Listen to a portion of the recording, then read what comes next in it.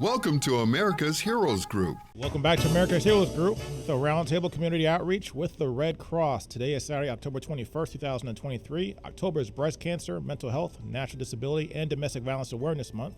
Our host is Kelley. I'm Sean Claiborne, the co-host, Army National Guard veteran. Our executive producer is Glenda Smith. Our digital media producer is Ivan Ortega of Scouts Arnold Productions. And we have a panelist with us. That's Kristi Giles. She's a Senior Volunteer Recruitment Specialist responsible for a diverse and talented volunteer workforce throughout Central Maryland, my home state. Reynaldo Vega, a Baltimore City Disaster Program Manager with extensive experience in disaster relief operations, mass care, sheltering, logistics, and planning. How you guys doing today? Doing great today. Thank you. How you doing, Reynaldo? Oh, doing good. Having a great day. Thank you for having me. Our pleasure. So now tell us about what's going on with the Red Cross and blood shortage, and how urgent is this blood shortage that we have right now? Yeah, so I'm sorry. Go ahead, Kristi. I apologize. Go ahead, Ray. No, go ahead. I had dropped off a little bit. I came back in a little late. Excellent. Well, yeah, thank you for asking about that, because right now there really is an urgent need for all types of blood to be donated. We know that there's no way to have blood for all of the needs.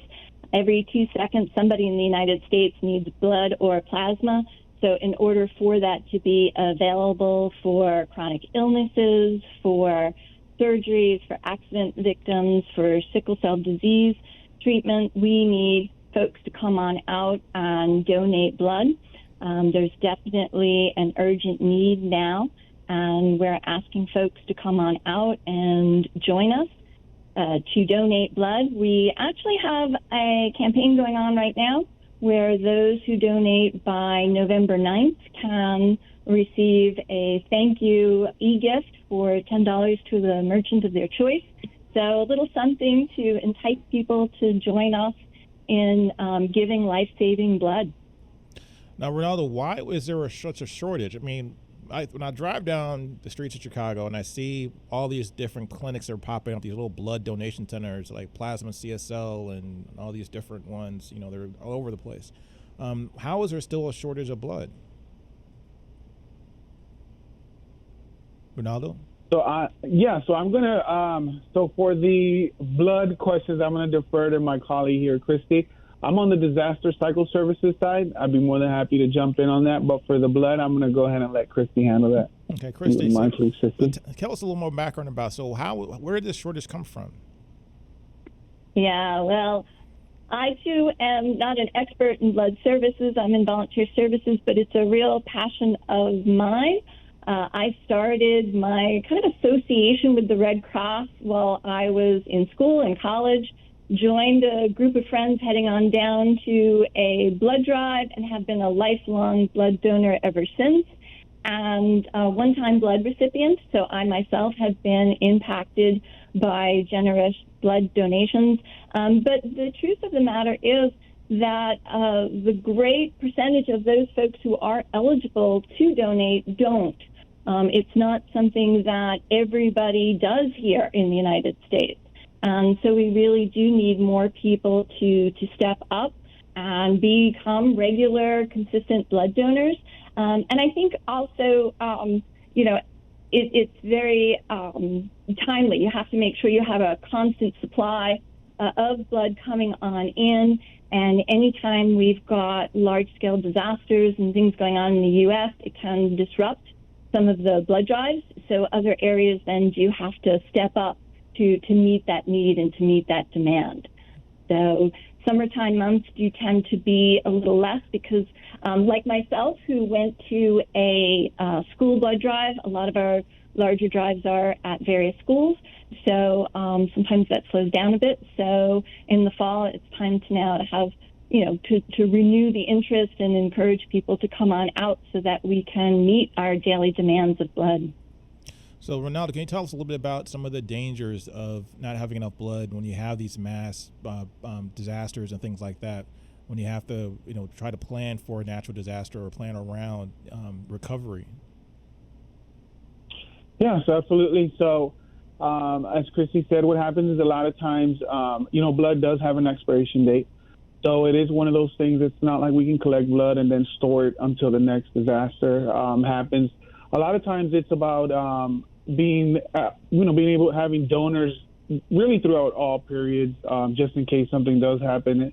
And again, with disasters, we never know when that's going to happen. We never know when we're going to need blood, when we're not. There's really, it's hard to gauge. So the idea is to have a steady supply of donors that'll come out and donate for us. And again, very important, if we find ourselves in a situation where there is a blood shortage, ultimately, lives are put more at risk. And ultimately, the Red Cross mission is to alleviate human suffering. So ideally, we want to be able to support any one of our partners when there is a need for blood. So definitely very important, that we're up to date with that. Now, does Red Cross handle disasters around the world? Is that correct? You guys step in and do things all over the world. Yeah. So there is a international federation, of course, and then from there, every country has their own branch. So for us, it would be the American Red Cross, who does support the international committee. So ultimately, it is a complete network that does respond worldwide. One of our listeners wanted to ask this question because they didn't know, and I didn't know the answer really either. There's a lot of our blood that we collect in the United States go to overseas to help the issue, like say for example what's going on maybe in Israel or what's going on in Ukraine. But does our blood go into these types of global situations? So without getting too into, go ahead, Kristi. Did you have this one? I was going to say, as far as I'm aware, no. We have blood processing facilities all throughout the country, and there are transportation concerns of moving blood from one location to another. As Ray points out, it's got a shorter shelf life, so you want to make sure that you've got a close supply of blood. So, yeah. I was curious, even myself, because the person that asked this question, they were a veteran. They wanted to know, if you're going overseas and you're deployed, where does the blood come from for our soldiers and people that need it overseas? Is it coming from us? Is it coming from there? I mean, because you can't, like you mentioned, you can't store it forever. So how long does blood normally last? So how long can you store blood? Yeah, that is a great question. I don't know the answer to what's going on overseas, but I can say for platelets, it's about 5 days, and just over 40 for red blood cells that it'll last and be viable and useful. And can you tell us the difference between plasma and blood? I know there's a thing, and is one thing more important? Do you need more donors for one versus the other? How does that work? Kristi, right. Well, my biology degree is kicking in here. When we refer to blood, we're referring to red blood cells specifically, and then the plasma is the fluid that makes all those blood cells be traveling along as a liquid form and has lots of nutrients and other ingredients in there. And then the platelets are those cells that help with the clotting factors and will heal. So it's all important, and anytime somebody's making a donation, it's all going to be blood donation. It's all going to be very essential and put into good use. Now, I'll ask both of you this question, starting with you, Kristi. What can veteran service organizations, what can churches do, what can people do to try to meet this demand for blood? Yeah, well, get the word out. Share information about the importance, kind of like we're doing today, the importance of blood donations and the need for folks to step up and donate blood. If people are interested, they can go to our website, redcrossblood.org, and take a look and find out when the next blood drive is and when the next available appointment. And they can register today to donate. And that would be great. Now, is it hard to find volunteers, Kristi? So, yes and no. People are fabulous at stepping up and becoming a part of the Red Cross. My work focuses on raising awareness for all of our Red Cross volunteer opportunities, so not just supporting blood donations, but also supporting disaster relief. That is a really big part of what we do in the Red Cross, and it's become a line of service that's become more and more active. Ray can talk a little bit more about how we specifically respond locally. But we are, just like there's an urgent need for blood, there is an urgent need for volunteers to step up, train, and be on call to support our disaster relief opportunities. Most of the disasters we respond to are home fires. So those are disasters that happen locally, right in our own communities, not just, in the areas where hurricanes are going to hit and wildfires. So we have active teams of disaster responders within each community, and that's really where we're looking to grow and raise our volunteer crews. Reynaldo, what can you add to that? What can we do as citizens and as veterans to help the Red Cross? Absolutely, and I think outside of giving blood when we're having the opportunity to do so, I would say maybe be an ambassador for blood donation in general. Before we even get to the Red Cross, we would love for you to donate with the Red Cross, but we definitely, I think one of the big pushes is we want to get rid of that those questions of where does the blood go to, what do they do with it, or what's going on. Essentially, there's people in need of blood. Whether it be the platelets, the plasma, they save people's lives, So essentially we need, again, the mission is to alleviate human suffering, and that's what we aim to do. So I would say be a blood donation ambassador. I would encourage everyone to maybe do a little more research and how that works. Do your own research. That way you can feel good and pass that on to the community. Everyone around you, let them know, blood donors are needed. We have a shortage of blood right now. Just kind of even sparking that conversation has the power to just go, a very long way. Overall, I think if we were to get just that, that initial kind of thing going among everyone, out of our armed forces, but that's something that would be very easy to do. Just kind of do some research, spread the word. Hey, let's help each other, and then from there, it just grows from there. I think the awareness would grow from that. I think once people are more educated on it, I think they'll be more empowered to come out and donate. Which again, full circle, we come back to helping those in need. Kristi, can you tell us how easy is it to donate blood? What's the process like? So if someone wants to call the Red Cross or call a donation center, they want to donate, what's the process going to be like for them? Yeah, so once the appointment has been set up, it takes about an hour from start to finish in terms of coming on in, signing in. We have Rapid Pass, which can be done on a cell phone, and it's a system of questions that work through your history and just general information, so you can take care of that in advance before you even come into the blood drive. So you can do that at your convenience the day of.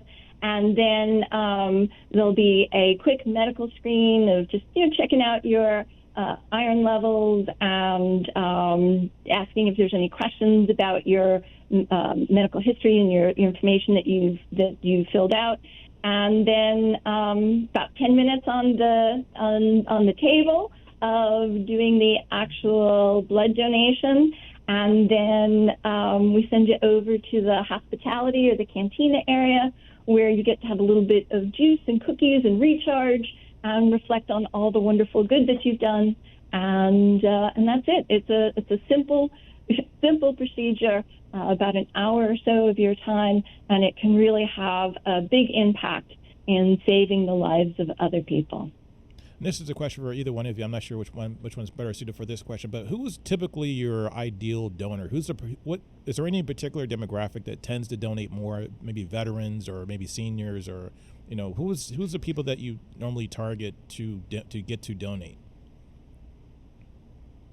I don't have any data about that. I know that when I go to the blood drive and look around, you'll see all sorts of, all ages and all demographics of people. There really is that I know of, no ideal. We're all humans. We all have blood. We do, check for certain medications, and, you have to be in good health. Certain medications that may cause a deferral That's all available on the website. But otherwise, we've all got blood, so all humans. So everybody should be donating blood.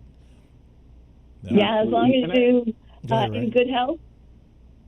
Yeah, and I do want to add, as far as for donating blood, we have donation centers throughout the country. It's as simple as making an appointment.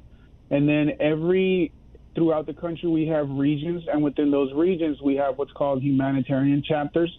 Each one of those humanitarian chapters have an executive director within that chapter. If you have an organization that is interested in doing a blood drive, you would just contact your local executive director. Essentially, we would just need a point of contact and then a certain amount of donors that would sign up. So let's say you have an organization, you guys have about 30 people that say, 20 to 30 people say, hey, we want to donate blood to the Red Cross. We can definitely work towards having a blood drive at a set location for that group. That's so I just wanted to. Yeah, it's pretty good. It's good information, because that means that anybody, like a church organization, a school possibly, or America's Heroes Group, we could have a blood drive, and if we get enough people together, say, hey, let's all donate blood. It's a national crisis. We need to make sure that we have blood out there for people that are that need it. We can just call you guys up, and then do you guys then from that point take care of everything else, and we just show up to give the blood, or do we have to get volunteers to help out? How does that work? Yeah, so once the event is set up, we work to get volunteers. So let's say you call us and say, hey, I have 30 of my colleagues here. We're ready to have a blood drive. We get everything set up on whatever agreed date. We show up. We bring the equipment. We bring the volunteers. We take care of everything. Everyone, essentially from the group, all they have to do is show up, register, donate blood, and they are all set. We will take care of everything else. Wow. Chris, anything you want to add to that? Yep, we supply the cookies. It is all set. We do want to make it, easy and convenient for people. We appreciate people giving their time to donate, so we make sure that is a smooth process for folks to be able to work together to put on a blood drive. Yes. It seems like because when you express the need, it seems like that we should be doing this more often as far as having more blood drive events, because it's such an important thing. I mean, you need blood to survive. I'm thinking about people who've been in car accidents, people who are, like you said, a fire. People also, unfortunately, there's everything from gun violence to all kinds of natural disasters just in the United States alone. So have you seen an uptick in donations since you've been getting out this campaign, Kristi? So yes, we have seen an uptick in the blood donations. It's been very positive. There's been great response for folks, but it needs to continue because, as we've talked about, that it's ongoing and it's a constant need. And one more time, Reynaldo, can you tell us who do we contact if we're interested in donating blood, and what website should we go to in order to get more information? Yeah, so it's as simple as 1-800-RED-CROSS. So if you dial 1-800-RED-CROSS, you will be connected with your local region, which will then turn you over to your local chapter. And for the website, it's redcross.org. When you arrive on the website, the first thing it's going to ask for is for your zip code for your location. And again, that is going to designate you to your local region and your local humanitarian chapter as well. Thank you, guys. Go ahead. I'm sorry. I do want to mention one thing. We do have what is the Sickle Cell Initiative, and what it does, we do have a shortage of African-American donors in the Red Cross. We would like to increase our African-American donors because of sickle cell. What happens is we have sickle cell patients who routinely need blood transfusions, or, they go through blood donations. On top of that, there is a bone marrow transfer list to identify potential donors of this. And I think we're doing our best to raise that awareness. I just attended a presentation recently by one of our colleagues. So we are trying to increase the African-American donor. So that is something that we are trying to work on. I don't have all the details on that, but I did feel that I should pass that on, on behalf of our colleagues. That is something for the sickle cell initiative that I would encourage everyone to kind of look into, get a little more information on that. On that Definitely note, appreciate that. We just ran out of time, but thank you for all that information. We got to have you guys back and also talk more about sickle cell and also those shortages and see how we're doing and meeting this need. And we'll think about even America's Heroes Group, maybe make a call on that number and doing a blood drive of our own. Thank you so much for having us. This is America's Heroes Thank you Group. for having us. We'll be right back.